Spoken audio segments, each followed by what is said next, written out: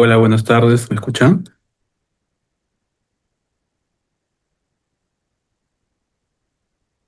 Sí, doctor, buenas tardes. ¿Qué tal? Buenas. ¿Cuántos compañeros son en promedio para saber si esperamos un poco más o iniciamos?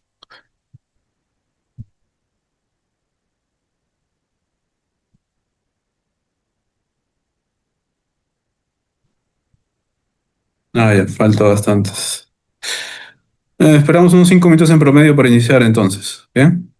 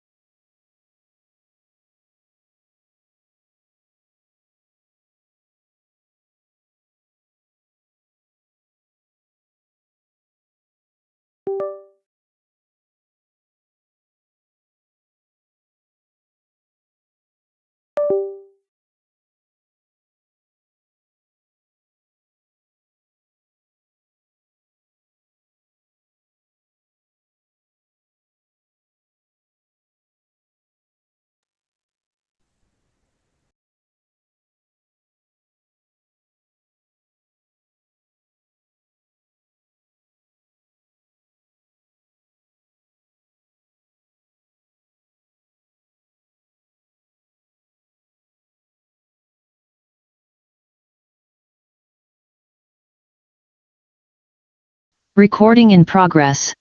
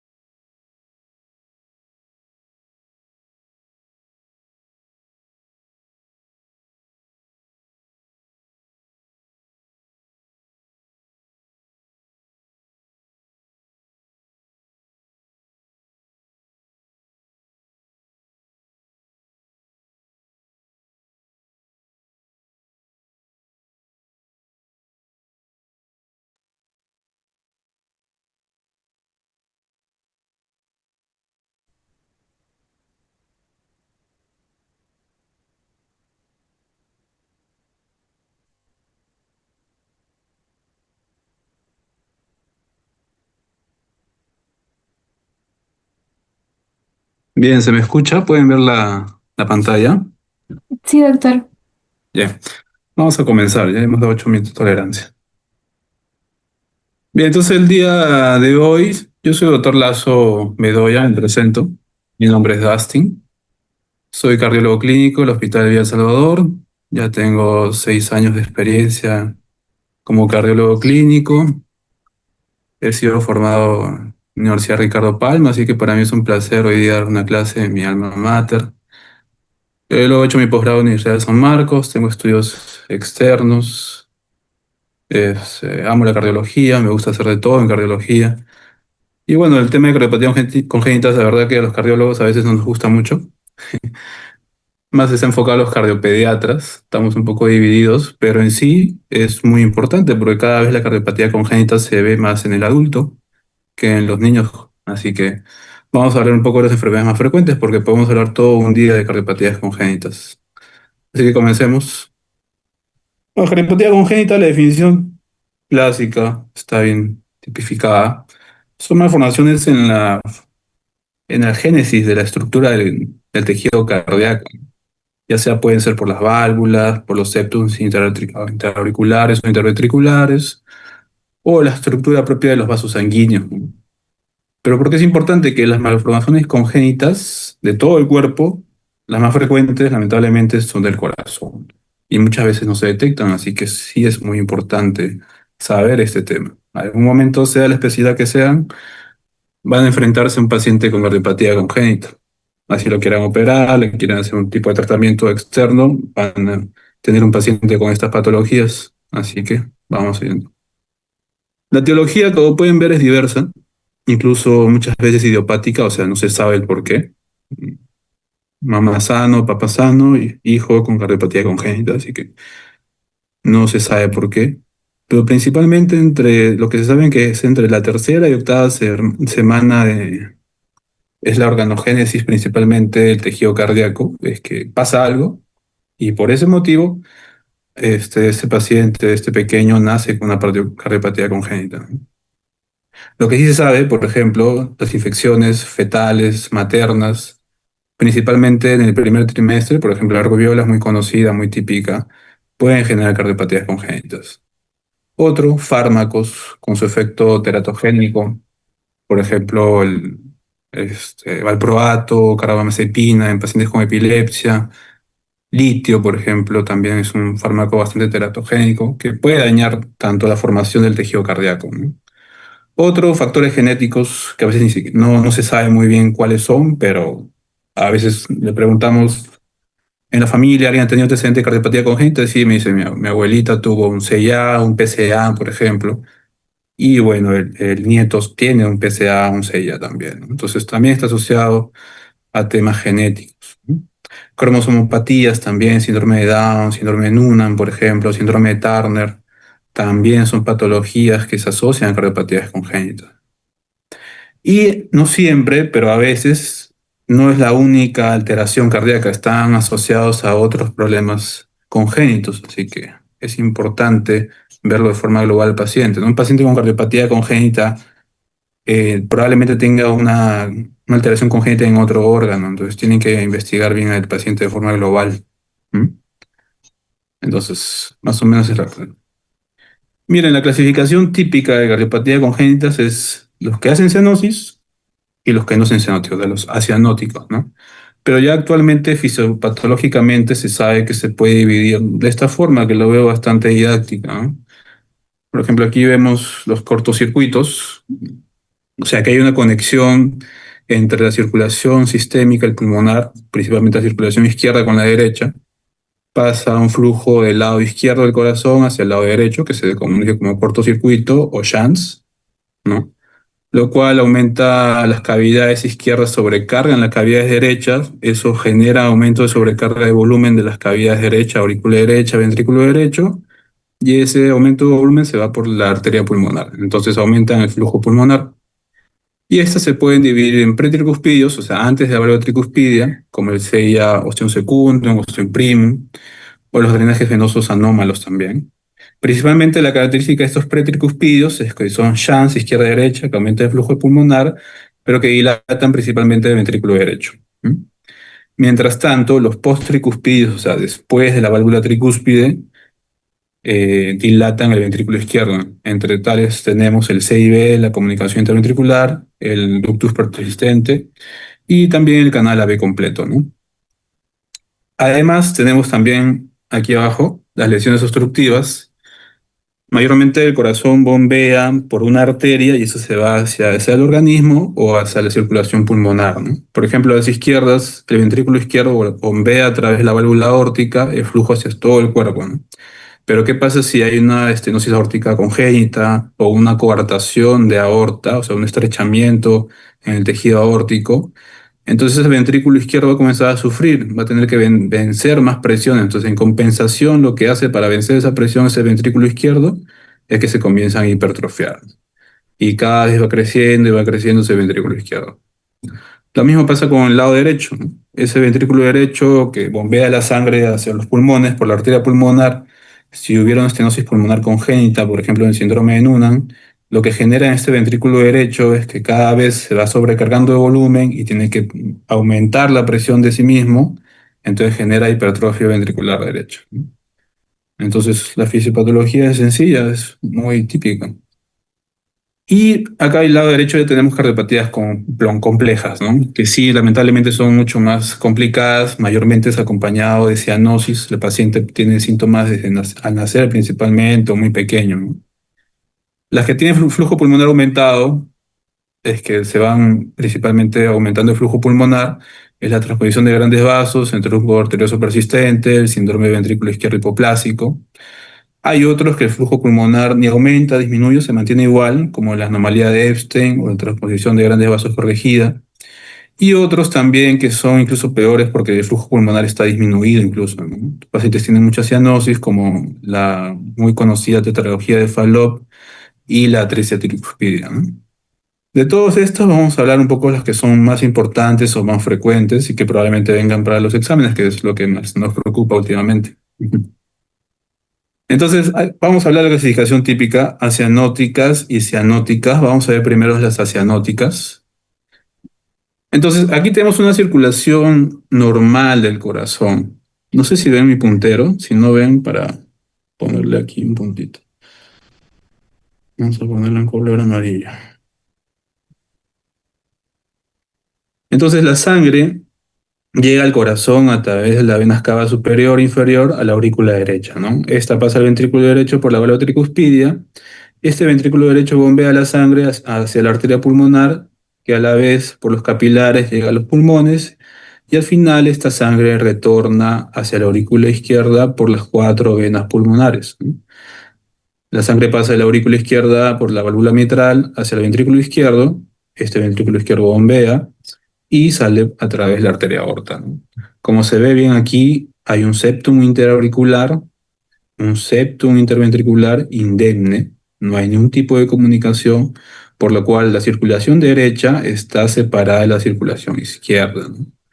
Ahora también hay que recordar que una pregunta sería, ¿cuál de estas dos circulaciones tiene mayor presión? ¿Cuáles manejan mayor presión? Pues es la izquierda, porque es la que va a bombear sangre hacia todo el cuerpo, desde la cabeza hasta el dedo de los pies. En cambio, la circulación derecha solamente va a bombear sangre a los pulmones, por lo cual la presión que maneja son mucho menores que en los del lado izquierdo.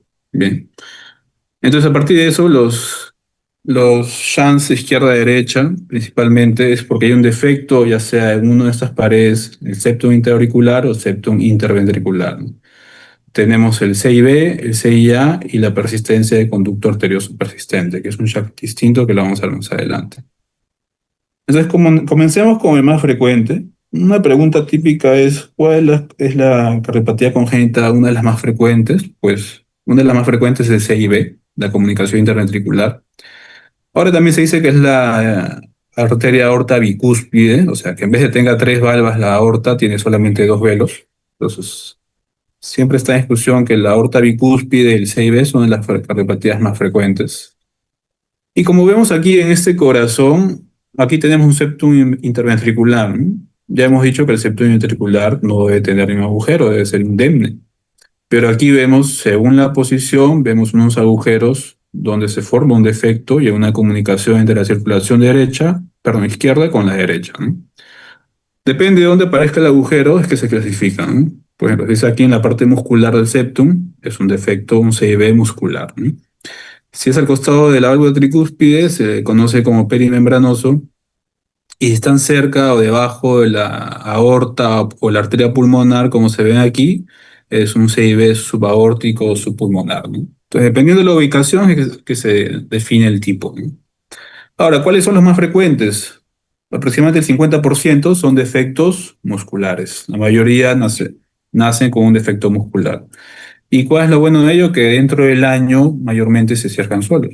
Pues muchas veces hemos escuchado, sí, yo nací con un soplo, me dijeron que nací con un soplo, pero ya después, a los 2, 3 años en mi control, me dijeron que ya no tenía ni un soplo, ¿no?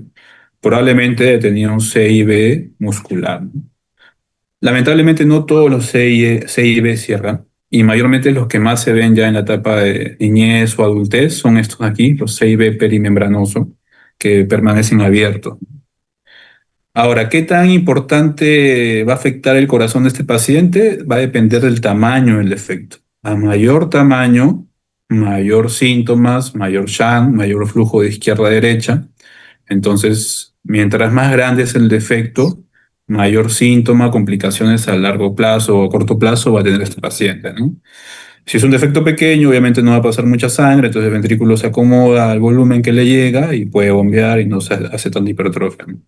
Pero en cambio, si es un defecto grande, ya hay demasiada sobrecarga de volumen y ya vencen las resistencias de esos ventrículos, ¿no? Entonces sí tienen mucho defecto. Y también mucho mayor hipertensión pulmonar. Entonces, dependiendo del tamaño del CIB, es que los síntomas van a aparecer, ¿no? Incluso cuando tiene un CIB grande que no se ha cerrado nunca y se desarrolla más hipertensión pulmonar, pueden llegar a lo que es el síndrome de Eisenmenger, ¿no? Que es una hipertensión pulmonar ya irreversible, ya es un estadio final de una cardiopatía congénita, donde la hipertensión es tan severa que ya el shunt no es de izquierda a derecha, sino al revés. El shunt ya es, las cavidades derechas tienen mucho más presión que las cavidades de izquierda. Entonces la sangre pasa del lado derecho hacia el lado izquierdo. Pero eso lamentablemente ya es el estadio final y ahora con la tecnología felizmente ya se detecta mucho más antes las cardiopatías congénitas.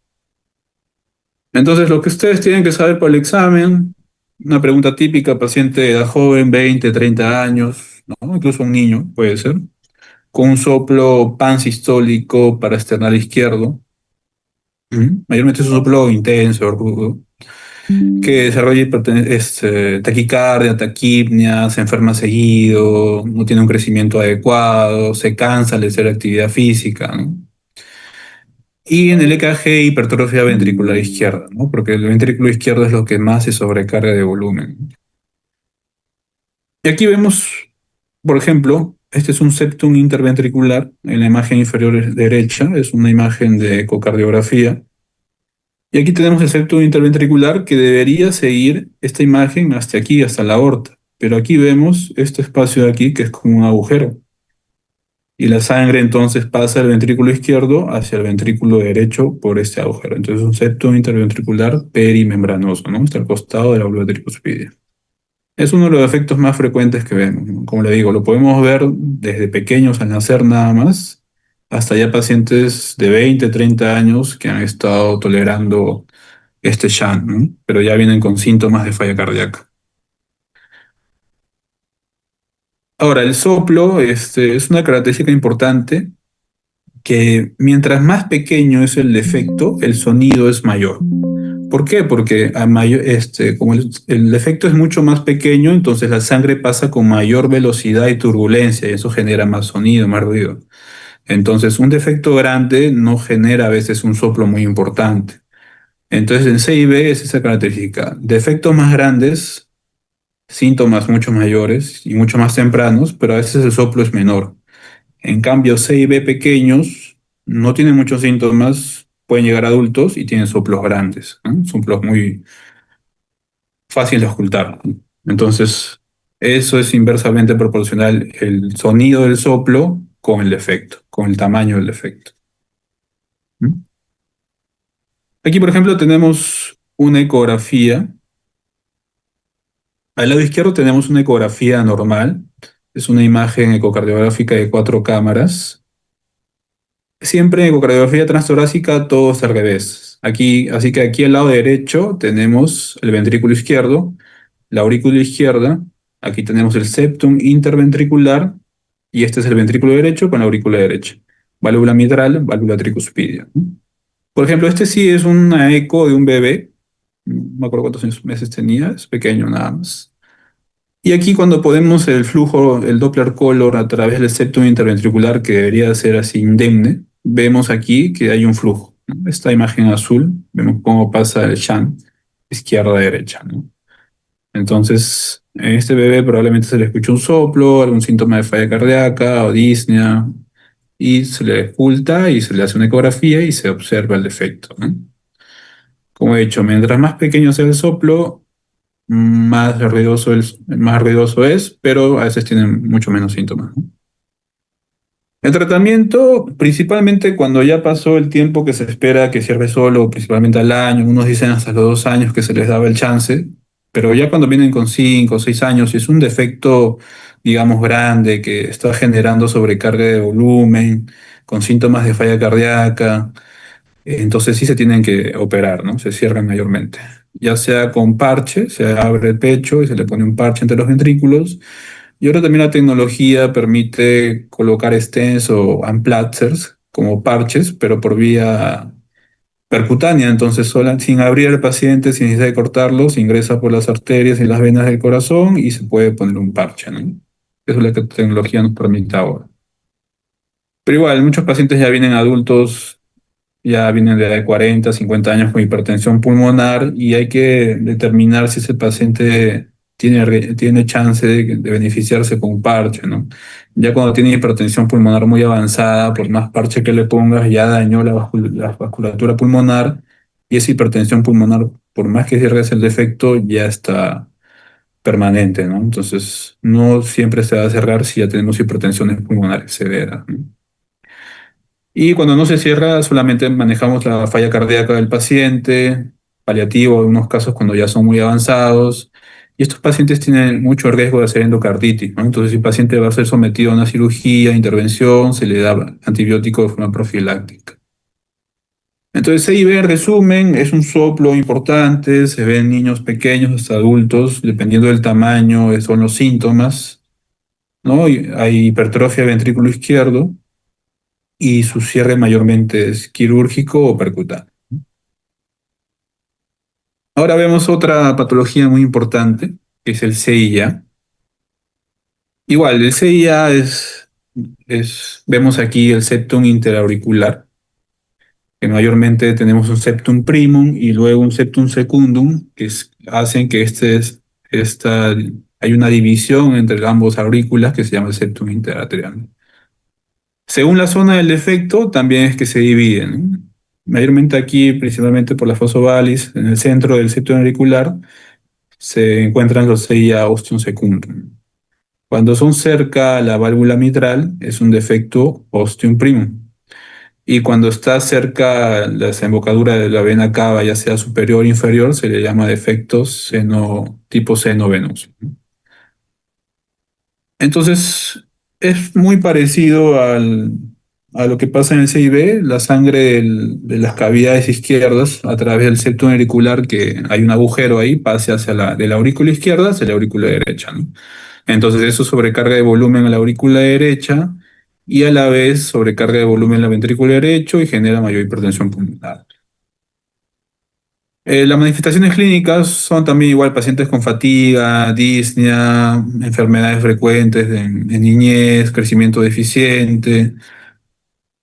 Si es un defecto muy pequeño, pueden llegar asintomáticos. He visto pacientes de 70, 80 años que han tenido CIA y nunca tuvieron un síntoma de falla cardíaca, ¿no? Se le encuentra por otro tipo de patologías, ya sea por infarto o falla cardíaca de otra etiología, y se encuentra un CIA. Y la clínica es muy, muy típica, ¿no? La pregunta típica que se hace a un paciente con CIE en el examen de que tenga un CIA es paciente con fatiga, disnea, a la ocultación, un desdoblamiento fijo del segundo tono, cardiaco, con un soplo sistólico en foco pulmonar.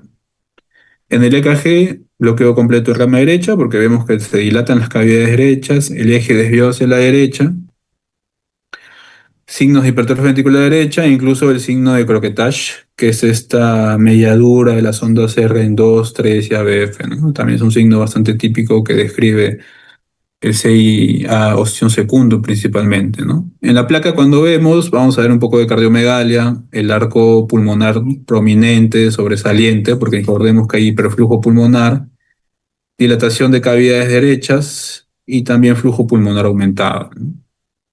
Entonces, recordar, pregunta típica, paciente de 20, 30 años o un niño, que a la auscultación, un soplo sistólico en foco pulmonar, con signos de sobrecarga derecha en el EKG, con crecimiento de cavidades derechas y botón pulmonar prominente, es una pregunta típica de CIA, ¿no? Ahora, el CIA ostium primum, que decíamos que está cerca a la válvula mitral, también tiene este KG, es un bloqueo de rama derecha, pero el eje no se desvía hacia la derecha, se desvía principalmente hacia el lado izquierdo. ¿Ya? Entonces también es una pregunta típica, un paciente con soplo, en foco pulmonar, con hipertrofia ventricular derecha, pero con el eje hacia la izquierda, eso más te indica que es un CIA ostium primum. ¿Ya? Preguntas típicas de examen. Igual, ambas sobrecargan el ventrículo derecho, pero en el EKG vemos muy frecuentemente esa diferencia entre ambas. Y aquí tenemos un ejemplo de un CIA ostium secundo, ¿no? Igual siempre a la izquierda trato de poner la imagen normal para poder diferenciarlo. Aquí tenemos igual la aurícula derecha, septum interauricular y la aurícula izquierda, septum auricular y la aurícula derecha, ¿no? Siempre, mayormente en una ecografía normal, el lado izquierdo, que maneja más volumen y presión, es un poco más grande que el lado derecho. Mayormente siempre el ventrículo izquierdo tiene un diámetro más grande, como se ve aquí, que el ventrículo derecho. Igual, la aurícula izquierda siempre es un poco más grande que la aurícula derecha. En cambio, acá a la derecha es un paciente que vi hace unos 3 meses aproximadamente. Era una paciente de 39 años, mujer, que venía por una gestación de 12 semanas, pero que su ginecólogo a la ocultación le había encontrado un soplo cardíaco. Entonces ella quería saber por qué tenía ese soplo y estaba un poco preocupada por la gestación, ¿no? Cuando le pregunté por síntomas, me dijo que bueno, en el colegio a veces no hacía mucha actividad física porque se cansaba, pero de ahí era un poco sedentaria, así que no hacía gran actividad física habitualmente, entonces no tenía muchos síntomas de fatiga o falla cardíaca o disnea, ¿no? Pero cuando le hago la ecografía, el EKG tenía un bloqueo de rama derecha, el eje desviado a la derecha, ¿no? Entonces le hicimos una ecografía, ¿no? Y vean, ¿no? A pesar que no es una paciente tan sintomática, mire sus cavidades derechas de qué tamaño están. Están prácticamente hasta 3 veces más grande que el lado izquierdo, ¿no? Miren su ventrículo izquierdo incluso un poco pequeño, empujado, ante el tremendo ventrículo derecho. Igual esta aurícula derecha bien grande a comparación de la aurícula izquierda. Y aquí cuando ponemos la imagen de Doppler color a través del septum interatrial, vemos aquí cómo el flujo de la aurícula derecha pasa hacia la aurícula, perdón, desde la aurícula izquierda hay un flujo, un shunt, de izquierda a derecha hacia la aurícula derecha, ¿no? Entonces, aquí se ve un flujo grande, cómo se va de la aurícula izquierda hacia la aurícula derecha, ¿no? Y este pasa también a la válvula tricuspidia, llega al ventrículo derecho y este ventrículo derecho aumenta su flujo hacia la arteria pulmonar, ¿no? Por eso hay un soplo por tanta congestión de la arteria pulmonar, ¿no? Hiperflujo de arteria pulmonar, ¿no? Entonces, mayormente el soplo del CIA no sopla porque la sangre pasa por aquí, principalmente sopla porque la sangre por la arteria pulmonar es bastante, entonces hay un hiperflujo de arteria pulmonar. Ya en residencia o preguntas ya más especiales es una pregunta típica, ¿no? ¿El soplo del CIA es por el shunt de aquí? No, mayormente no, porque son shunts grandes, ¿no? Así como le decía en CIA, agujeros grandes, mayormente no hay mucha turbulencia, no hay mucho sonido, ¿no? Principalmente el soplo de CIA es por hiperflujo pulmonar, eso es una pregunta típica de examen. Entonces aquí podemos ver un caso de un CIA, ¿no? Vean qué tan grande ha dilatado ese lado derecho, ¿no? Que mayormente debería ser más pequeño. Y como les dije, este paciente no tenía muchos síntomas. ¿no? Un poco de disnea, de ahí le hicimos una prueba de esfuerzo, sí se fatigaba a moderados esfuerzos, pero ya este paciente tenía grados de hipertensión pulmonar. Entonces tuvimos que hacerle otro tipo de exámenes más especiales con cateterismo y todo para decidir cerrar este CIA, ¿no? Y el tratamiento es, como vemos aquí, también la tecnología ha avanzado mucho, ya no tenemos que hacer una cirugía abierta, ahora por vía percutánea se llega hacia la aurícula derecha o izquierda y se pone un implanter, ¿no? Que es aquí como un parche especial que se infla aquí adelante, se infla aquí atrás y lo cierra ese agujero.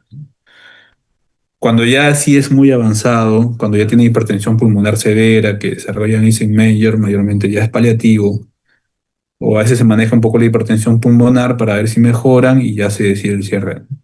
Pero ojo, este tipo de patologías, ya sea CIA, CIB, cuando tienen hipertensión pulmonar severa, ya refractaria a tratamiento, ya lamentablemente no se puede hacer mucho. También de tratamiento médico y muchas veces es paliativo nada más.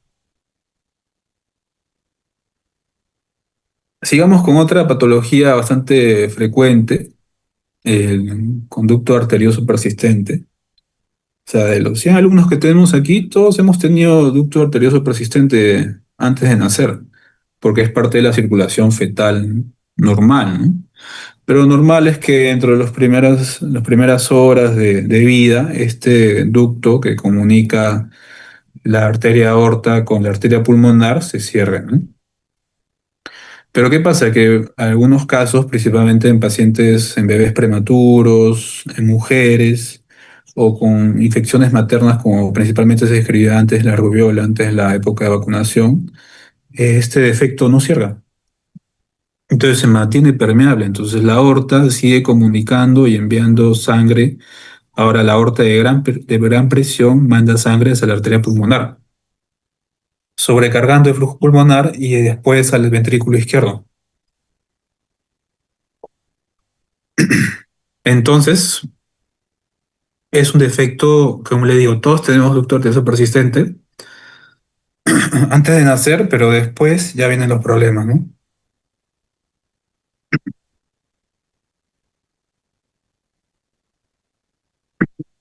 Aquí tenemos una imagen. Esta es la aorta ya descendente, esta es la arteria pulmonar, y aquí vemos como un flujo pasa de esta aorta hacia la arteria pulmonar, ¿no? Perdón. La clínica es muy parecida, disnea, fatiga, muchas veces asintomáticos. La vez pasada tuve un paciente de 40 años que no tenía ni un síntoma. Iba a consulta porque un EKG le había encontrado el corazón grande. Tomaron una placa y también sentía el corazón grande. Y entonces se hizo una ecografía y salió ahí un PCA.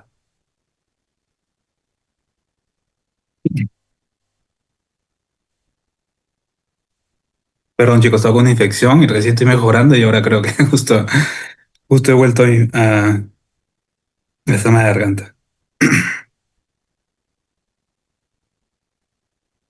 A ver. Este es un paciente con un PCA.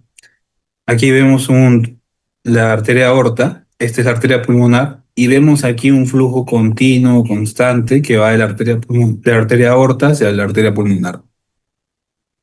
Esto, como le digo, mayormente todos hemos tenido en la etapa fetal, pero al nacer esto debería cerrarse, ¿no? Pero sin embargo, hay pacientes prematuros principalmente que esto no se cierran.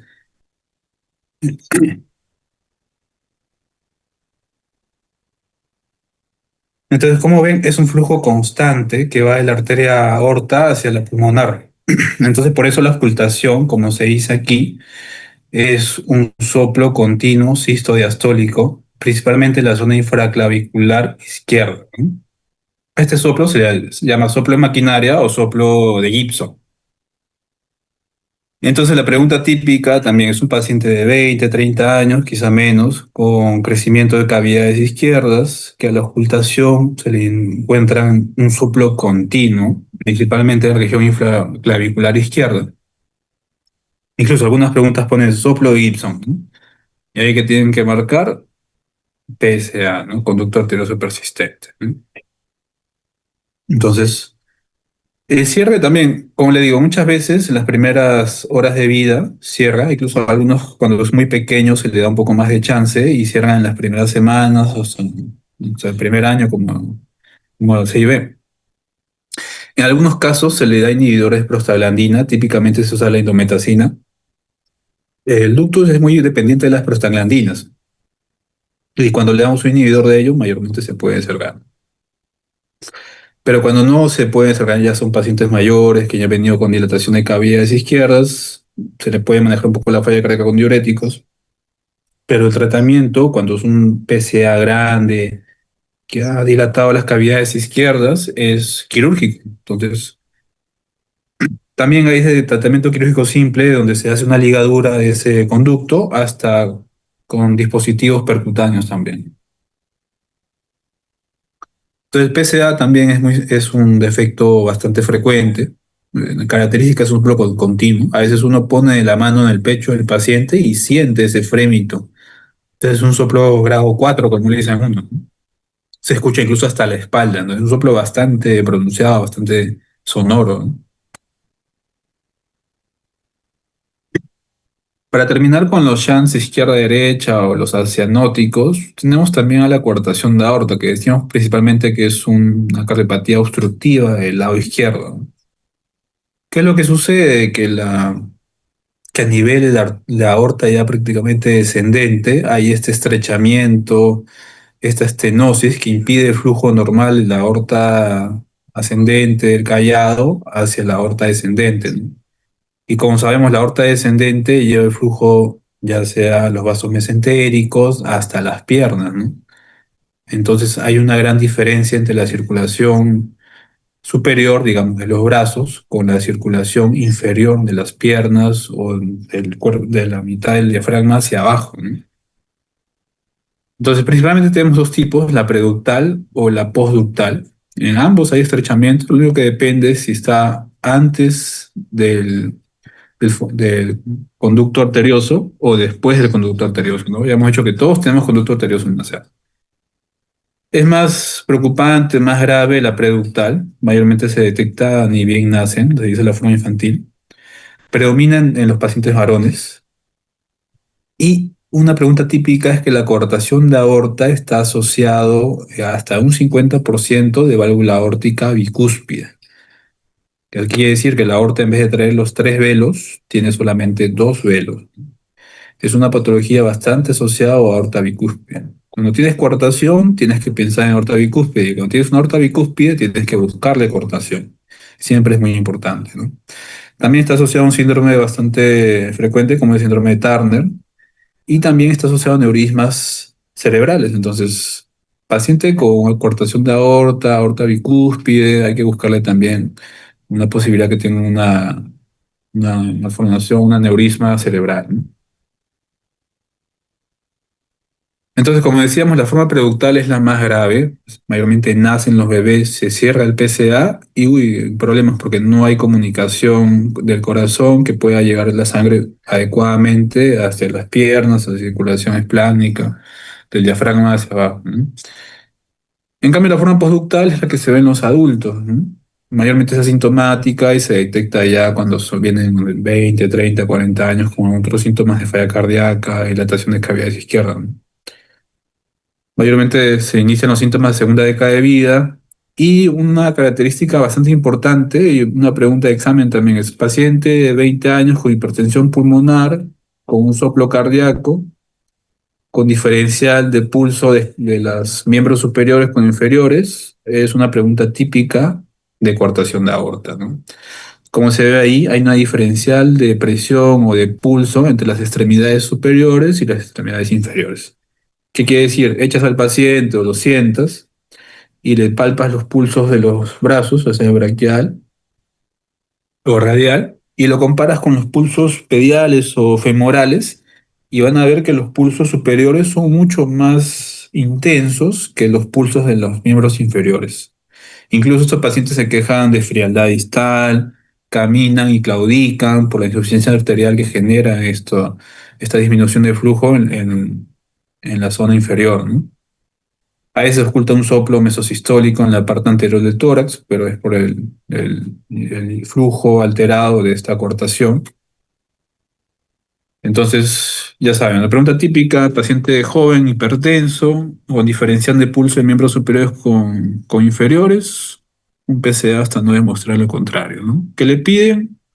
Un EKG, una placa de tórax, no siempre te da el diagnóstico, pero sí ayuda. En el EKG vas a encontrar una hipertrofia ventricular izquierda, porque ese ventrículo izquierdo está bombeando mucha más sangre, mucha presión para vencer esa cortación. En la placa de tórax vas a encontrar cardiomegalia. Hay muy característica en semiología, al menos lo habrán visto, el signo de Rosler, que son muescas o como imagen de mordedura debajo de los arcos intercostales, como se puede ver aquí en las flechas. Son muescas, como tipo, algunos dicen mordeduras debajo, porque es por la aparición de colaterales que aparecen aquí, que se ve aquí en la tomografía de resonancia en este caso, ¿no?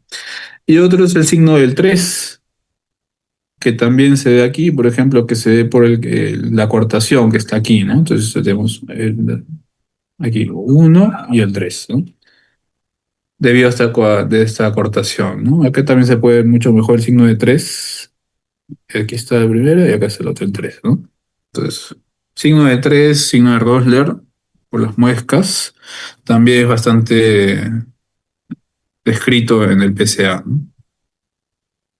Tratamiento mayormente es quirúrgico también, se le pone un stent a través de esta coartación, se infla, entonces la coartación se abre, digamos, se deja un stent permeable y ya no hay otra obstrucción, ¿no? Principalmente las operaciones quirúrgicas sí se tienen que hacer en los pacientes porque si no tienen muchos síntomas de falla cardíaca y la circulación distal está muy alterada, ¿no?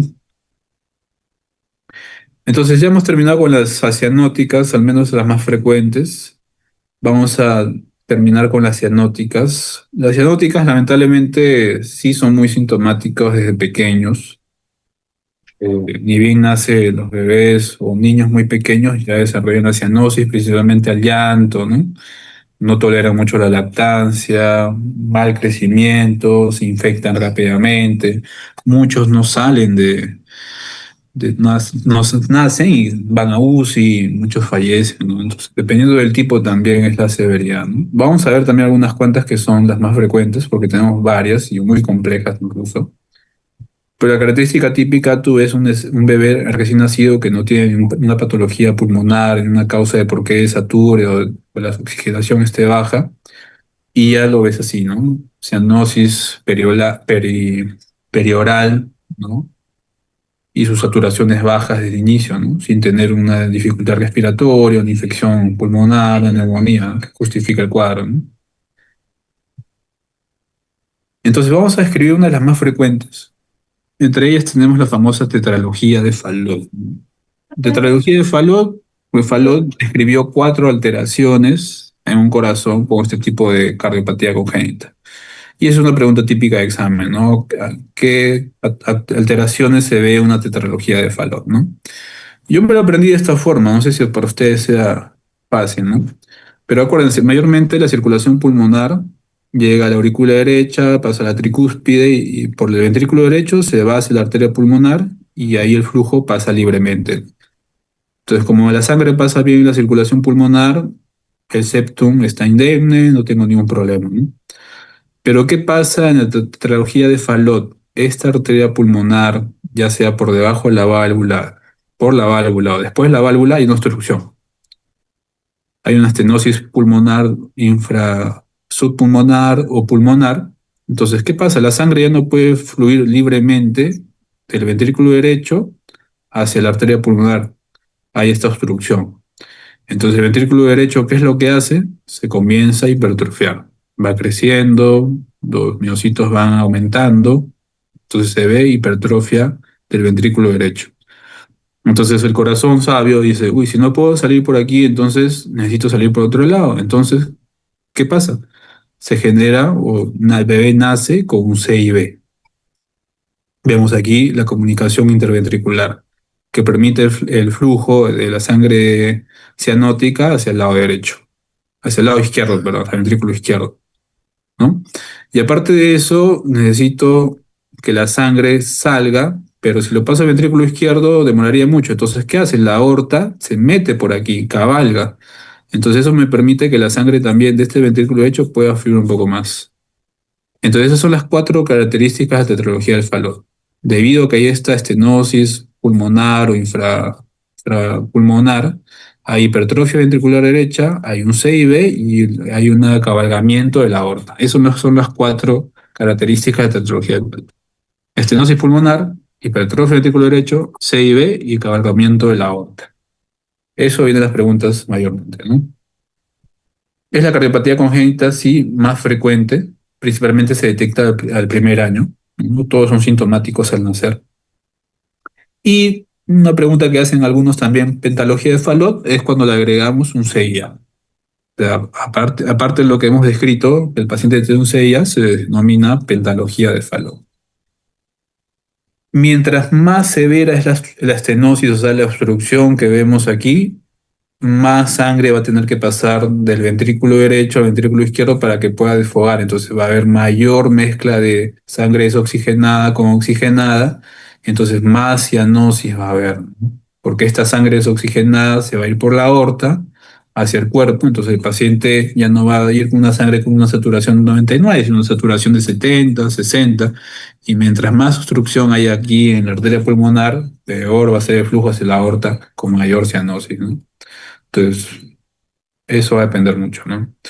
Las clínicas, como le digo, principalmente la pregunta típica, paciente de un año con cianosis, corazón en bota, con soplo sistólico, estenosis pulmonar y en el EKG crecimiento de cavidades derechas, ¿no? Esa es la pregunta típica de CIB, perdón, de tetralogía de Fallot. Y la otra pregunta de tetralogía de Fallot, ¿cuáles son las cuatro características o cuatro anomalías, alteraciones que se ven en tetralogía de Fallot? Que ya lo hemos dicho, ¿no?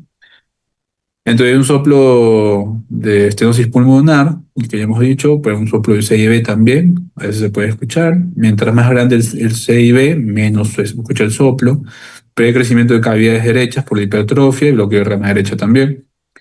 Y en la placa de tórax típico se ve esta imagen que debido al crecimiento de las cavidades derechas, la punta del corazón se hace más lateral, simulando como una imagen de bota o de zapato, ¿no?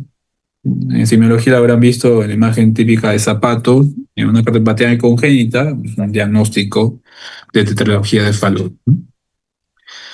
Por ejemplo, aquí tenemos una imagen de tetralogía de Fallot. Aquí tenemos también las cuatro características, estenosis en la salida del ventrículo derecho, ya sea por una estenosis pulmonar o infrapulmonar, hipertrofia del ventrículo derecho, hay un CIB y aparte el cabalgamiento de la aorta sobre el septum interventricular, ¿no?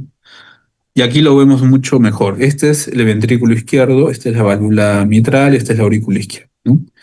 Y aquí tenemos el ventrículo derecho, que está grueso, mayormente el ventrículo derecho debería ser un poco más delgado, está un poco más pequeño también. Aquí vemos el CIB en este espacio de aquí, y aquí vemos como la aorta, que debería estar mucho más abajo, está casi contigua al ventrículo derecho, ¿no?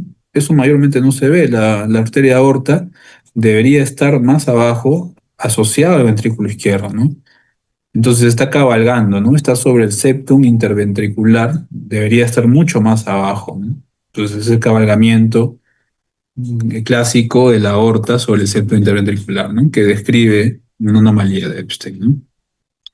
El cierre ahora, antes era paliativo, no había una corrección total, pero ahora lo que se hace es poner un parche aquí, en el CIB, y la aorta también lo cierran aquí, ¿no? Para que no haya una comunicación del ventrículo derecho con la aorta, ¿no? Entonces ponen un parche aquí más o menos que cierra y evita este cabalgamiento y abren la estenosis de la arteria pulmonar, que obviamente si no mejora esto de aquí tampoco va a mejorar la patología del paciente, ¿no? Entonces abren esta estenosis pulmonar o esta estenosis infrapulmonar y ponen un parche aquí del CIB y con eso hacen la cirugía correctiva, ¿no? Principalmente es dentro del primer año. Mientras más pequeño sea el niño, menos hipertensión pulmonar y menos va a sufrir, ¿no? Otra patología bastante frecuente es la transposición de grandes vasos, ¿no? Como ya hemos visto, del ventrículo derecho debe salir ¿qué arteria? La arteria pulmonar.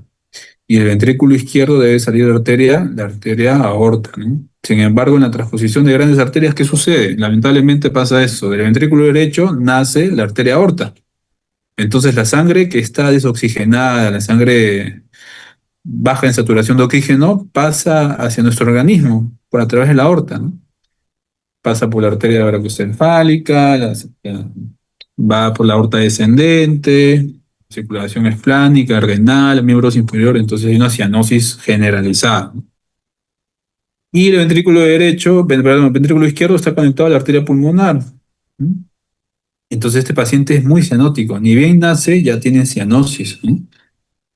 ¿Qué es lo que lo mantiene con vida a este paciente? Que mayormente está asociado a un CIA o un CIB. Hay una comunicación que ayuda a que haya una conexión entre ambos y la sangre se pueda mezclar.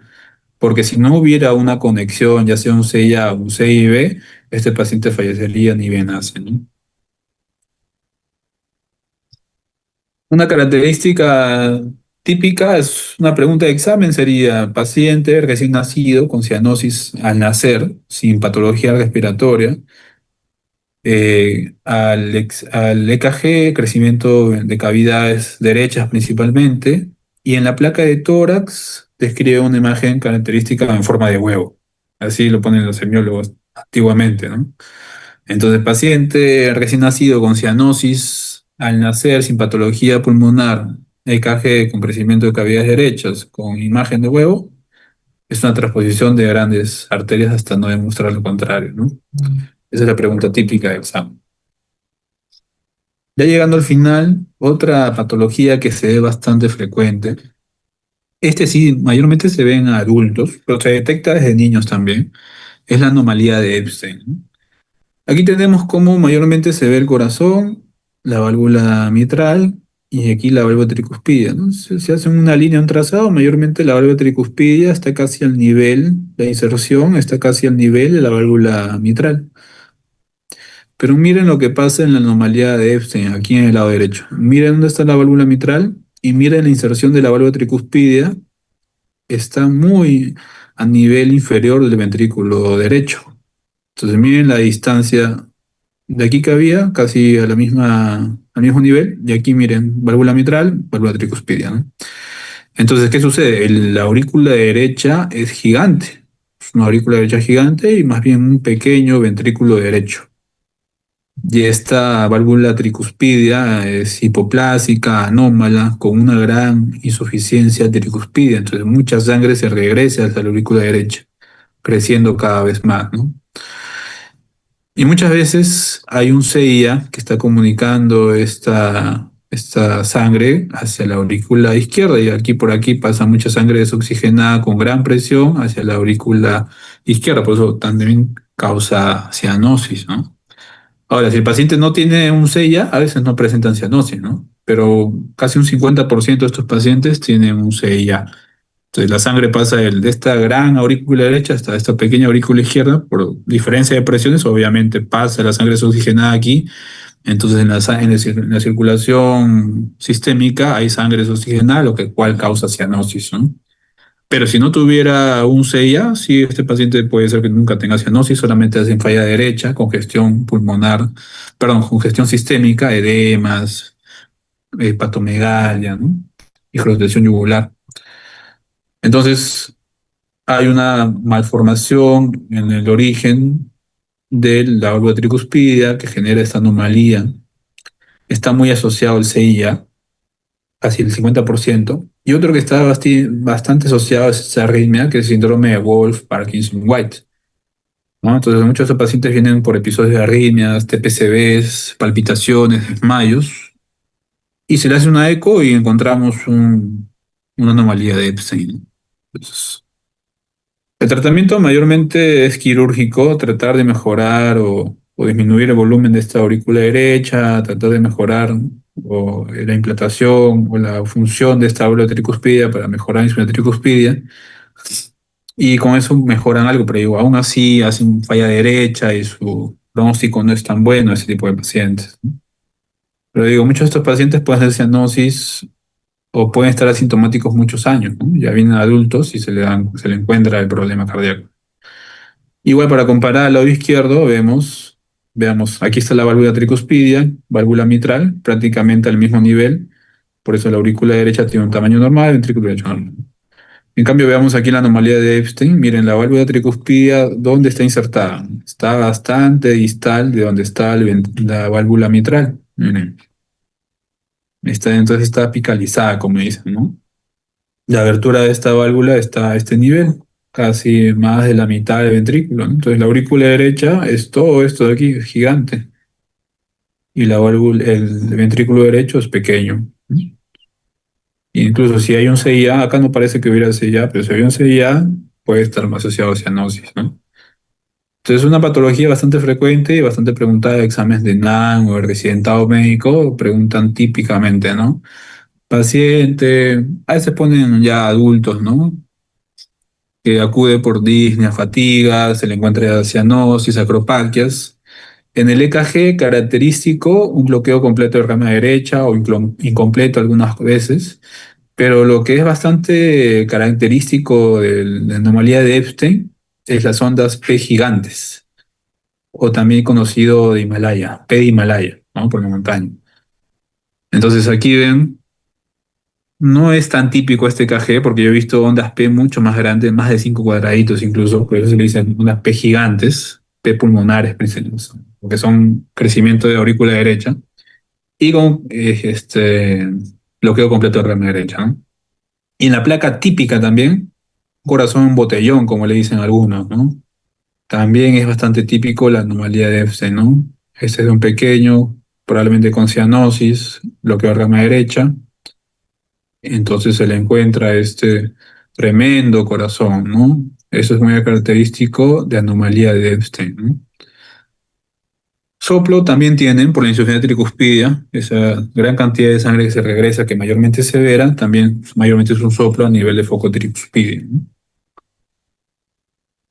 Pues hemos tratado de tocar los más frecuentes y los que son más preguntados en los exámenes. Como les digo, patologías congénitas tenemos para hablar una semana y cada vez incluso son más complejas. Pero como le digo, mayormente esos son los más preguntados. Traten de enfocarse en la clínica. Cada patología tiene su característica principal, tiene sus soplos diferentes, ¿no? ¿Qué característica tiene un soplo continuo? El PCA. Diferenciación de pulsos de miembros superiores con miembros inferiores inferiores, perdón. Es un, listo, sí que está. Entonces, un CIA típico es un soplo pulmonar, bloqueo completo de rama derecha, ¿no? Mayormente ostium secundum es el más frecuente. Un CIB, un soplo tricuspidio, mitral, característica hipertrofia ventricular izquierda. El PCA, la cortación de aorta, la diferenciación de pulsos, no se olviden. La tetralogía de Fallot es la más frecuente al año de nacer. Recién nacidos es la transposición de grandes vasos y la anomalía de Epstein es por la malformación del sabor tricuspidia, ¿no? Pues mayormente traten de enfocarlo así, hagan su distribución de memotecnias y no van a fallar en las preguntas, ¿no? Así que si no hay alguna pregunta por ahí, estaríamos concluyendo.